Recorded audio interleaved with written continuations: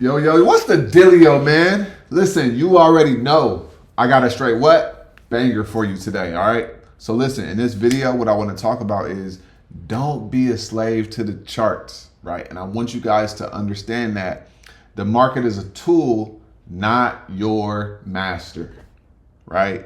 So I want to talk about like rewarding yourself, right? So that you guys can build a better relationship with your trading journey, all right? So if you guys are just watching this, be sure to like this video. Also subscribe to the YouTube channel. I'm bringing videos to you every single day that can and or will change your life if you allow it to. All right. So let's go into this, y'all, right? When you're trading, getting into the stock market, in the beginning, you usually have this period where I love the charts, right? I love the charts. I can't get enough of them. I love watching them, right? If you got a job, you may be like, man, when I'm at work, I'm looking at the charts. At night, I'm looking at the charts. But then you're going to get to a place where you're like, man, I'm not trying to look at the charts all day, right? Now, how do we bridge the gap from being in the beginning where you love looking at the charts, but then you get to a other place where you're like, I don't want to look at the charts all day. So how do we bridge that gap? So we're going to talk about how to bridge that gap right there. And also we're going to go into that understanding, because I want you guys to understand that this is psychological. Okay. Trading is all psychology, and so is this, right? So what I want to do is I got the whiteboard right here, right? The digital whiteboard, and we're going to go into some stuff. All right. So we got this right here. All right. So I'm going to draw this stuff out, right? So right here. So I want you guys to think about it like this, right? I'm going to give you guys two scenarios and we're going to break this down. So right here, okay, we got scenario 1 and then we got scenario 2, right? So now let's say that in scenario 1, these are people that are going through a scenario, right? They're trading. So they learn how to trade some. And so they both started with 2K, right? And this person started with 2K.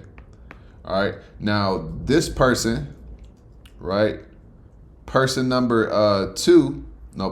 1, their immediate goal, okay? Their immediate goal is to be a millionaire. All right. And the second person, right? They just want to pay their phone bill, let's just say. All right. All right. So let me tell you what happens between the two people, right? So when you want to be a millionaire, you got 2K. You may win, and then you may make your account, and then they go to 4K, right? You may even get to 8K, right? But what's going to happen is because your goal is all the way over here, right? All the way down here, that's what you're focused on. You're not enjoying the process, right? So now you get to 8K, and because you want to hurry up and become a millionaire and get to millions and see bigger and bigger numbers, you do something, you make a mistake, you over leverage, and now you write back. You at 3K now, okay, in your account, because all you're focused on is making $1 million. That's the only thing, right? So when you're doing it this way, you're going to have a lot of ups and downs and ups and downs, right? Now this person right here, they got 2K and they like, you know what? I just want to pay my phone bill. So they at 2K, and then they get to, let's say they get to 3K, right? And then they get to 3,500. Now they like, you know what? I'm going to pay my phone bill, right? For 2 months, let's just say. And let's say their phone bill is $150. So I'm going to take 300 out. And now you got 3,200, right, in your account. And then they just keep moseying on, right? Now they get to 8K, and they've been, treating themselves little by little here, paying their phone bill through the stock market, right? Because this person right here, they understand that the stock market is a tool, right? You can use the stock market as a tool to get the things that you want. This person is putting so much pressure, right?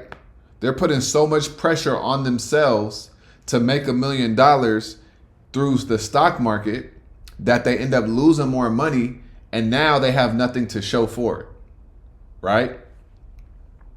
But this person right here say, you know what? Every month I'm gonna pay my phone bill. Every month I'm gonna use this to pay my mortgage, right? Or I'm gonna pay a portion of my rent. Or I have a vacation coming up in 5 months, and I know that vacation is gonna cost me $3,000.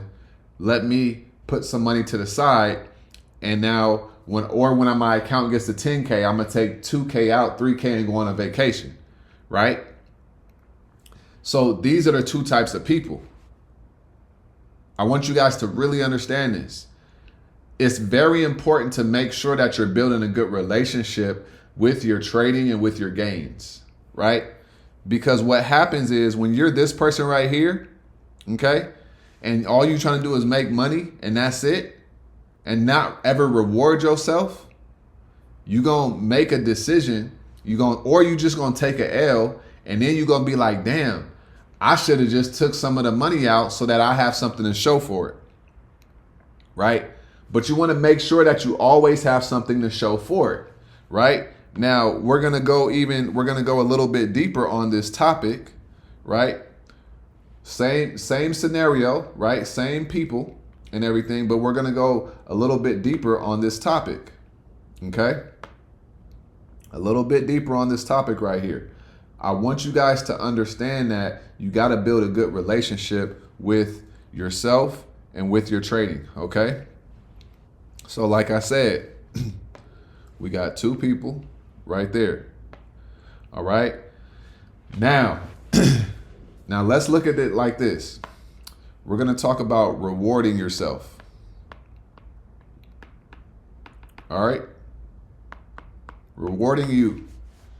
Now, this person, the same person who's just only focused on $1 million and that's it, right? They never reward themselves, right? Never reward themselves, okay? They never reward themselves. So what happens is they start to build a relationship with trading, right? With trading. And what ends up happening is they take losses, and when they take wins, right? Wins, they never cash out or withdraw any of that win, right? And what happens is they start to say they associate, okay, the stock market, all right, with losing, right?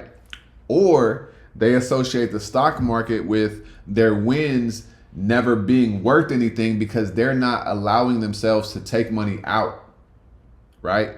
If you make 5,000, go take 2,000, go take 2,500 and go buy some shares, right, of some stocks.